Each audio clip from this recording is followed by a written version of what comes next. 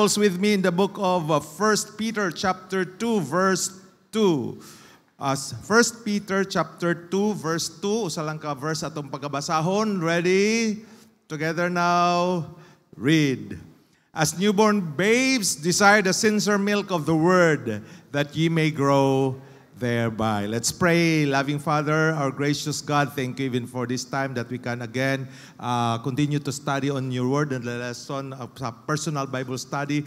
We commit to you as we will continue with this, O God, nga ikaw may mga tabang kanamo. Open our eyes that we might be able to behold wondrous things out of thy law, that we might be able to apply in our lives as we walk in our Christian living with this life on here on earth. We commit all these things and ask and pray in Jesus' name. Amen. Please be seated. Okay, so last time ato nga gisugna ni ang ato pagtuon on the self-learning of the Bible or personal Bible study. According to the verse nga atong gibasa last time, we need to study, no?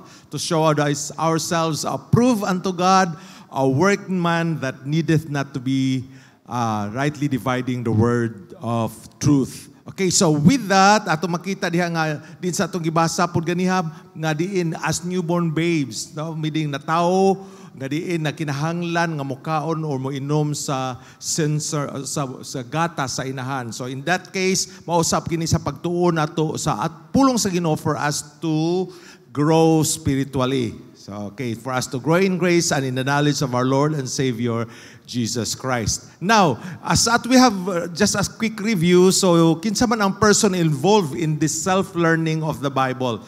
The first is he must be a saved person. Luwas na, no? In John chapter 3 verse 3, it says, okay, we must be born again. So, kinahanglan magiingon ni Jesus Christ. Except a man be born again, he cannot see the kingdom of God. So, kinahanglan ta nga matawo sa diha sa panimalay sa Ginoo.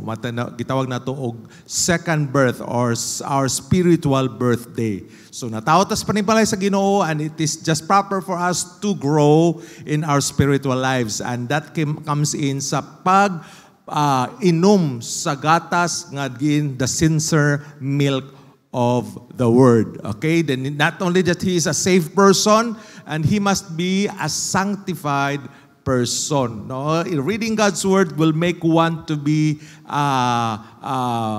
grow in that way nga diin magatubo pagyud. But pero ang sanctification is gihatag na is a process nga diin asa matag-usa nato kag kinabuhi nga diin kita giluwas gikan sa presensya, no? Saved from the power of sin. Not only for the power of sin but even sa diri, no? Sa sala nga nagapalibot kanato. So we are to be set aside for God's purposes. At sige ingon sa verse atong gibasa last time, ingon siya sa John 17, the prayer of Jesus, and therefore for their sakes I sanctify myself, that they also might be sanctified. Sa unsang paagi nga diin mahimutang sanctified, mabalaan, pinaagi sa kamatuoran. Ug ang pulong sa Ginoo, ang pulong niya mao ang kamatuoran. After all, Jesus is the truth, no? So no one can come to the Father except by Him. So that is, we must be a sanctified person, and also we must have a surrendered life, a life of obedience to God's command. What the verse says, atong mentioned last time in James, but be doers of the word and not hearers only. Usa ka pinakasakit ka ng mangilad. Kung mangilad, mangani sakit ng mangilad. Pero kung mangilad ka sa imong kagalingon, pinakasakit na. So that is, we deceive ourselves if we hear God's word, but after all, not doing what is being said. Meaning, we do not obey, we didn't have a life of surrender diha sa Ginoo nga unsay ang gusto niyang pabuhat unta atong mabuhat. Okay, so atong padayon atong pagtuon karon sa aning lesson on self-learning of the Bible. So let's take a look at the mediator. No? Kinsa may mutabang nato sa pagsabot sa pulong sa Ginoo as we are to study that personally. No? So, mayong kag sa una, kitsa na nakasulay nagbasa sa Ginoo, sa pulong sa Ginoo nga, katong sa una bitaw nga wala pa kas Ginoo, murag hapit, dili ka kasabot. Murag sa mani na story, stories, mga Bible stories, but the truth, the spiritual the truths which are on it, labi na ang doctrine or even that salvation itself, dili kay nato masabtan. But the good thing na ay mutabang nato, and even as we do some personal Bible study, pagtuon sa pulong sa Ginoo nga kita rang usab during sa atong personal devotion or a time with God. So, unsay gingon sa pulong sa Ginoo sa John chapter 14, in verse 26 it says, "But the Comforter," wow, na Comforter. Unsa nang Comforter?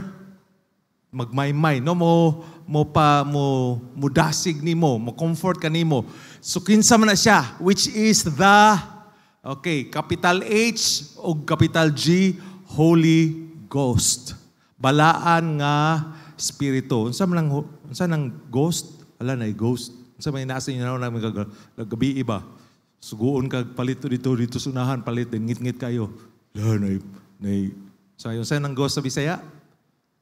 Okay, mo na siya kanang yung giuna-una. It's at the tip of my tongue. So pero kag Holy Ghost, that's another thing. No, another what? In fact, it is a person, no? So the Comforter, which is the Holy Ghost, unsa daw? Siya gihatag sa Dios Amahan. Yang ipadala, no? Yang ipadala sa ngalan ni Jesus Christ. Kinsa man siya mooy magatudlo sa tanang mga butang, no? So dili lang sa pipila, tanang mga butang unsa man pahinumduman ang iyang mga tinunan ni Jesus Christ, pahinumduman sila sa tanan, no? Nga unsay gitudlo ni Jesus ngadto kanila. Okay, sa atong nga time labi na wala pa man tay unsa atong ilang time wala pa ning mga sa atong quick notes or note taking ba nga makuan. Kung naman gani siya isulat sa in a way nga dili na anak ka dali mahimo para sa masakaron nga panahon. But the fact that there is someone nga nahitabo ni sa diha nga si Jesus di kayab na, no, wala na siya sa kalibutan physically, that in the book of Acts there was the working of the Holy Spirit. How the Holy Ghost was being poured upon the early century Christians, that they were bold enough to preach the gospel of the Lord Jesus Christ, living a life with boldness nga diin nagapuyo nga walay kukahanlok sa pagkinabuhi diha sa Ginoo. Okay, so this is that Comforter, the Holy Spirit or Holy Ghost. It is the Father who sent diri sa atuwa usab, no, sa ngalan ni Ginoong Hesukristo. So magatudlo, so sa diha karon unsa man, sa diha nga magtuon ta sa pulong sa Ginoo personally, maghimo ta sa atong personal devotion or daily time with the Lord, ang balaan nga Espiritu, as you let Him speak, no, pinaagi sa iyang pulong, magatudlo siya sa imuha, maga-comfort, makahupay sa unsa imong mga kagulanan o sa imuhang mga struggles in life, mga situation. Nakadumdumo siguro na pipila sa ato diri kundi mga tanan nakabasa na sa whole Bible or nakabasa na sa portion ani ug imo pag yung gibalik. And if you notice kung imo nang kuanon na time nga din kani nga portion imong gibasa pag-usab nga passage pero lahi ang application or lahi imong natun-an, no, that suits your need for that specific time. Kaya karon ang imong struggle is something like in relation to your faith, murag dali ka magduha-duha, or in times in relation sa imong struggle sa finances, no? Samtang magbasa ka sa pulong sa Ginoo na ay instances nga the Lord speaks through you, He will comfort you, and that is the working of the Holy Spirit. Nga dili ka pag siguro nakasinatipon mo ni nga pag human mo basa, pag human mo ampo na ay kagaan sa imuhang nga sulod ba nga na-comfort ka tungod sa imuhang nakatunan sa pulong sa Ginoo na nga di nimo makuha gadiin kung wala nimo buhata diha sa imuhang personal Bible study, okay, o sa imong time with the Lord. So that's what God gave us or has given us the Holy Spirit. By the way, sa other religion, Holy Spirit, they describe this as just a force. In fact, some version will say it, no? Dirigit ko na natin, he. So he means a personal pronoun referring to a person, no? After all, the Holy Spirit or Holy Ghost is the third person of the Godhead, of the Trinity. So tao siya, persona siya, in the person of the Holy Ghost, no? So that is why it is being addressed as he is being addressed as he, dili a force or just parang kuan lang, no? An it, dili a person. So this is ang gihatag nato after Jesus has already gone physically diri.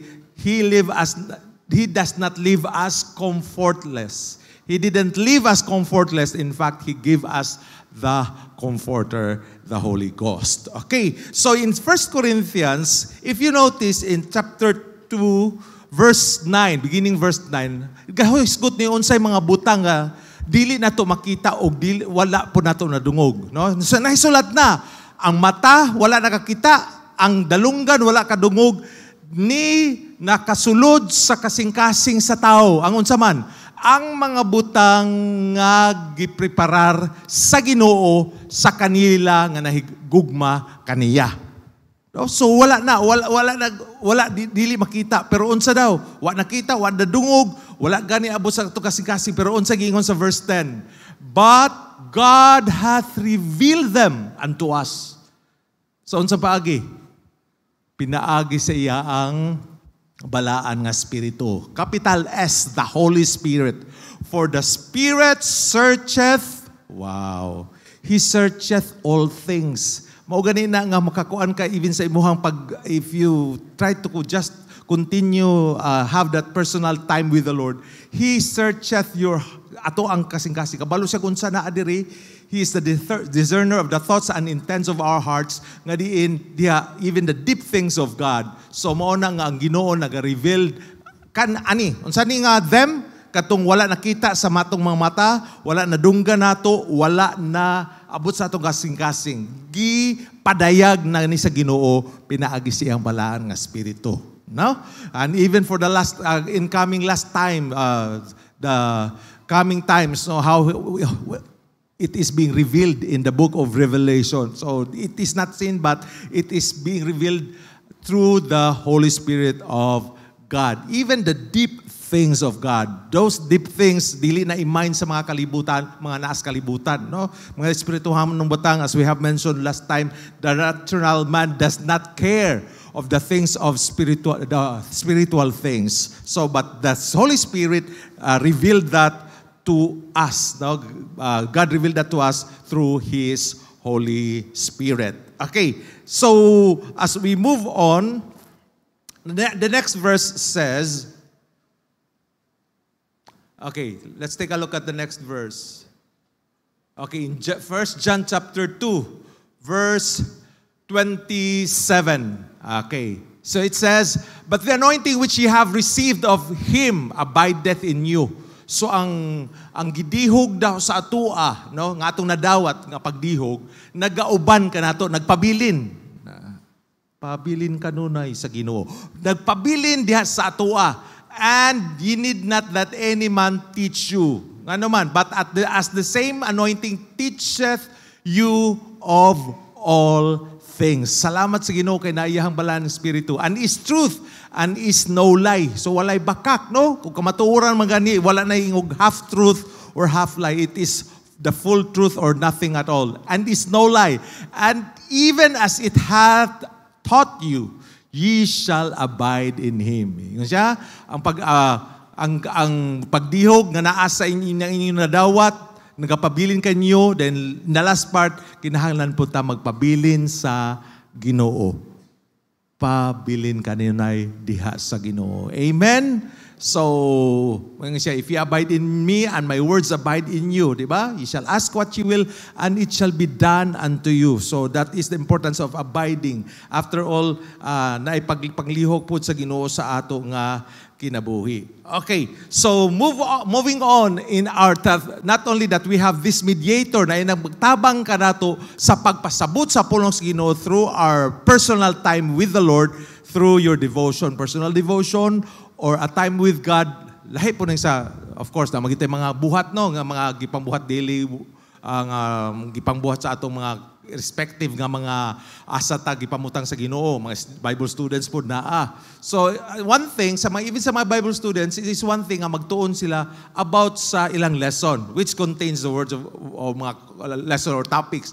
But it is another thing, no? Gadiin kung magtuon yun sila personally sa pulong sa Ginoo. I remembered a time way back late 1980s nga diin na usa ka I know of a man nga diin usa ka Bible school student nag-excel gyud siya in fact kung wa ko masayop siya ang first or second sa ilang batch to sa Manila nga nag-eskwela as Bible student, pero I felt what he felt nga diin kada bitaw kugihan siya magtuon pero nakita niya siyang kugalingon nga kulang siya time diha sa pulong sa Ginoo. He knows about the Bible, but he admitted that he did not have that quality time with the owner of the Bible or the Word of God. So wala siya personal time, although ga-exil siya. So it's one thing na nag-exil kasi mong gibuhat, it's another thing that you have that time personally with your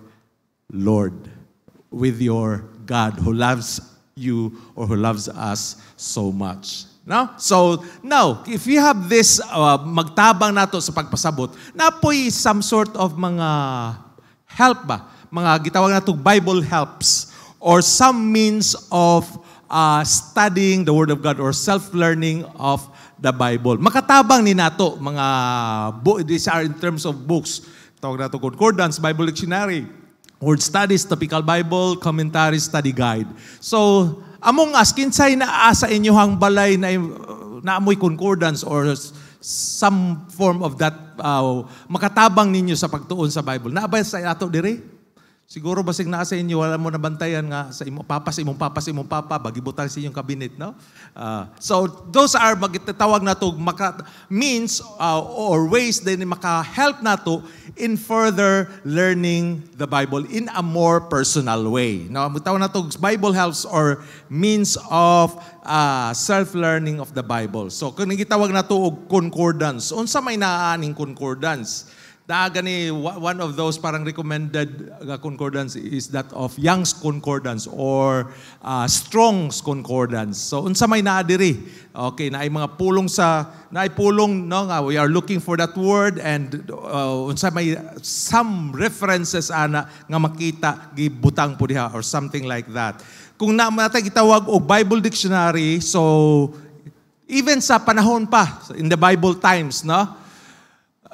The people's historical, geographical, chronological setting can be studied, even cultural setting. So makita nato even sa kanang gitawag nato Bible dictionary. Makatabang ni nato in parang pagsabot sa mga places or mga istorya sa Bible in reference to some geographical locations ug unsay mga paghanay niini in a chronological manner ug unsay mga culture pud sa mga tao na gitawag na nato na ma-refer nato na sa Bible dictionary. Dapat gitawag nato word studies. So similar sa concordance, we can have this Bible words nga diin in their original meaning para masabta nato. Kay, if you notice, there are some words sa ato ang King James Version of the Bible nga diin nag-change na ang meaning, not in its original meaning. Mao na nga ang uban mo refer to the Greek text or Hebrew or sa Old ba na og New Testament respectively. So mga words nga diin ilang tan-awon sa original meaning kung mao ba ginibuot nga ipasabot. That is what we mean by word studies. So para mas masabtan pa gyud man ang uban nga mga pastor magwali magamit sila mga Greek word from the Greek word unsa na. So meaning unsay original o what does it mean ang maong pulong. We also have what we call topical Bible. Topical. So, these are Bible themes nga being grouped together para mo himog usa ka complete nga context or thought. Like for instance, in the word trust. So that's a topic na diin worth discussing or worth studying. No, unsa may kubingkag the word trust or faith, unsa may naa diha. So that this topical Bible has something to do to help you or aid you in understanding some topics. So na some what we call as recommendations. Of course, this together with commentaries, doon sa maning commentaries, these are based on some Bible passages being commented. Of course, ang nag-comment ani mga some what we call mga Bible scholars. No? So na mga well-known nga din Bible scholars nga nag-comment. Then for us to understand, let's take a situation. Namang gyud ang pila sa ato nga na mga mothers dire. Belated Happy Father's Day. O mga fathers, advance Happy Father's Day. Okay, so na mo mga anak, gitagyanan ta mga anak sa Ginoo. So usually as a parent or parents, nata sa ila pag-guide para pag-train nila. As the proverb goes, train up a child in the way he should go, and while he's old, he will not depart from it. No? So na mga butang din, wa pa nila nasabti. Di nila mahibalaan, so mo nang masayop sila. So mo nang mutudlutan nila sa sunod hahin aning buhaton. No? Kay para giyahan sila kung unsay angay nga buhaton. In the same manner, kaning gitawag to commentaries, mga Bible scholars, they have their deep studies nga gihimo. No? Nga in that way, daghan silang nakatunan nga ilang gi-comment for that certain passages and for us to learn from them. No, murag sila na ba'y ga-prepare ba? No? Prepare sila pagkaon, kita igo na lang mo kaon. Okay, we have also what we call study guide. Sa maning study guide. Okay, there are various books sa Bible, no? Nga diin gi-outline siya. O in fact, gi-visualize sila para mas maklaro ang mga ideas ni ini. Nakabantay mo, magbasa mo Bible, dali mo katuguno sahay. Pero ito sa Facebook, grabing mata ba? Pero pag sugod sa Bible, manguyab, kabantay mana. O butangi gani nag-comics ng mong Bible. Nice ka. Manindot ang pagka-drawing. Di ba mo something ang mo sort of mo come into alive ato sa imong physical nga pag-visualize, na attract ka physically sa how it was being visualized or portrayed. No, mga mapa, mga illustration, labi nag-cute, ganahan kay ka. So these are what we call study guides. Oh, makatabang ni sa atong pagtuon, but this does not parang replace the holy word of the Lord. Mga helps lang ni siya. Mga tabang. No? Pero di ni siya magkakumparar or i-replace again nga, magkuha na lang ko aning 365 notes or 365 sana mga daily what we call this, mga daily readings, no? Based on a verse. That does not replace the Bible and its inerrant word of the Lord, the final authority, ang pulong sa Ginoo. Napabuday mga igsoon. So mo nang some means of our in this self-learning of the Bible, it is really helpful for us. But the next is the one that really dili pwede nga wala tani. The King James Version of the Bible. No? So this is the most accurate translation of the Bible. There are other versions. In fact, if you can compare to other versions, na yung mga version nga some part or passages giumit sa ilaha. Butangan dalay footnote, these are not part of the which was originally mga original nga manuscript. Ilang ipang delete, ilang ipang omit, i-change ang meaning, no? So i-change di ang meaning, di na musut so what was originally being portrayed in that particular passage. So that is the King James Version of 1611. So naagid tay basihanan sa atong pagtuon. If I remember when I was not yet a Christian, way back first year college ko, na ko isa ka maestra sa English and communication skills, gipabasa mig passage, na, and that was Psalm 23, then part of our lesson. So, dito na ko nakunan ang beauty ito. The Lord is my shepherd, I shall not want. He maketh me to lie down in green pastures. He leadeth me beside the still waters. He restoreth my soul. He leadeth me in the paths of righteousness for His name's sake. Sa pagingon diha, yea, though I walk through the valley of the shadow of death, I will fear no evil, for thou art with me. Thy rod and thy staff, they comfort me. Thou preparest a table before me in the presence of mine enemies. Thou anointest my head with oil, my cup runneth over. Surely goodness and mercy shall follow me all the days of my life, and I will dwell in the house of the Lord forever. So that was my first exposure of a chapter in the Bible.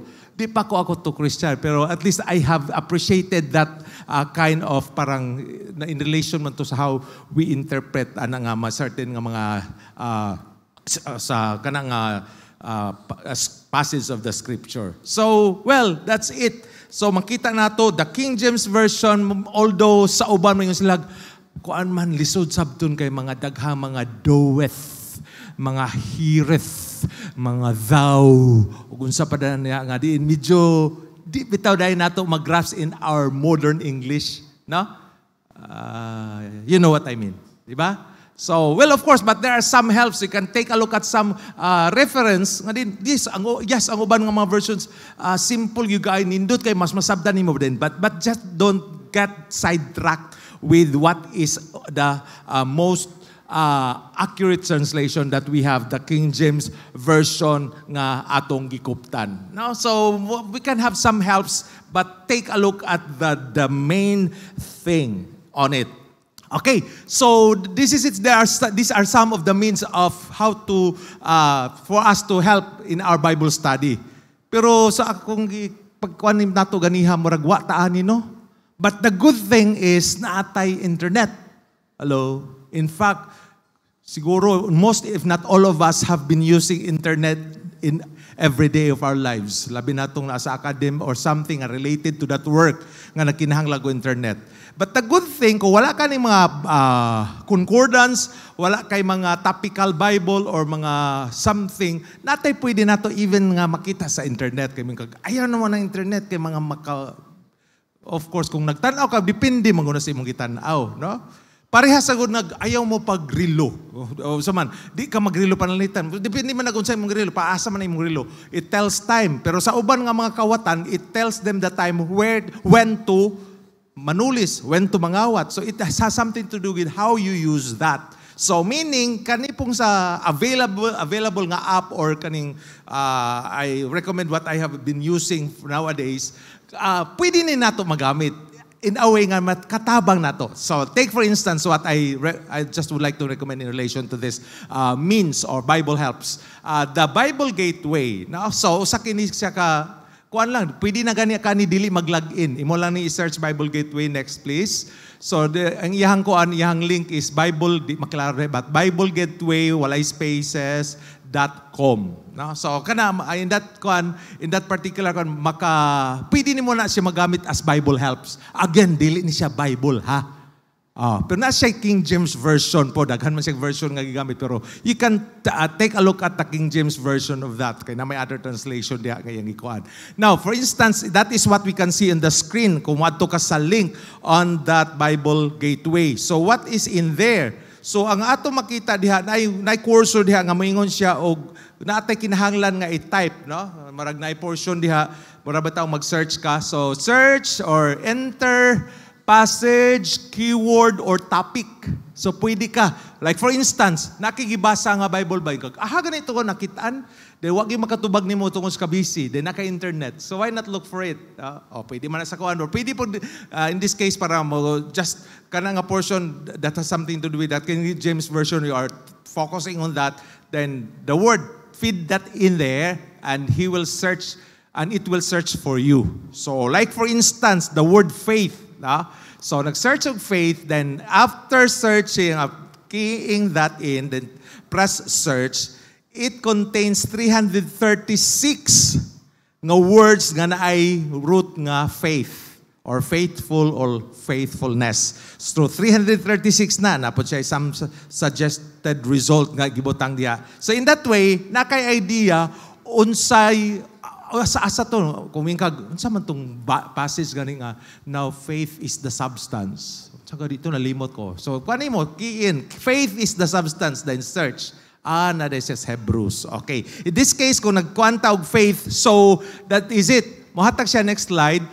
In that case, moingon man siya 336. So iyang i-categorize sa Old Testament asa nga mga books nag-mention og faith or faithfulness or faithful. So for instance, in the Old Testament, the book of Psalms mentioned that 20 times. Oo. Sabi kag naman to sa Hebrews ang faith nga kung gusto. So ato ka sa New Testament kanang diha. So those are passages nga di nag-contain the word or root word nga faith. So for example, in the New Testament, it has been mentioned in Hebrews and Romans 34 times ang root word nga faith. Dahil kag naman to sa Hebrews, so 34 or naman somewhere. So click in and specify, no? Mas maigi to mas specify pag kung di man mo you are just referring to that verse. So in that way, magamit mo as a help. Okay? So you are referring to the King James Version. This is not the Bible, but it will help you. Kaya labi nindot mo ito kung daang Bible, kaya daghan ng highlighted na ba, no? Kung diri man to dapit, ako itong gilinyahag blue, o ako itong highlight o yellow, kita ni mo dayon. Pero nablisingan kag bagong Bible, wala itong, asa man to, wala naman diha ito yung highlight. Di ba? So, pwede ka mo gamit sa some apps or some helps, even in the web, for you to be able to get what you wanted to get as you do some personal Bible study or self-learning of the Bible.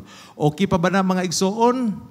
So at least nata kay sa unang panahon, no? Mao naman ginal, mga pastors, daghan man sila mga concordance. Sa akong pastor sa kita ko mo din ni concordance, mo din ni commentaries o daghan kay nice kayo. Pero kani wala tay ato, so pwede naman na may available nga nara sa atong gadget. So why not use them? But just beware of using as to not to get lost of where you are going to. Na? So, diha lang sa katakutob sa atong pagtuon on self-learning of the Bible, and we will, Lord willing, continue with this no, sa atong pagtuon ani on the next meeting. So, Lord willing, in the last 2 meetings that we will be having in this regard. So, we will have some methods or kuan nga din unsang sa paagi pud nga kita magtuon sa Bible during our personal time with the Lord. Okay, so shall we pray? Loving God, thank you Lord once again sa time nga din makatuon mi sa imong pulong and some recommendations or ways nga din maka-obey mi sa imong pulong Ginoo and for us to study this personally. May you be glorified in our lives as we walk in our Christian the Christian living. All these things we ask and pray in Jesus' name. Amen. 5-minute break, please.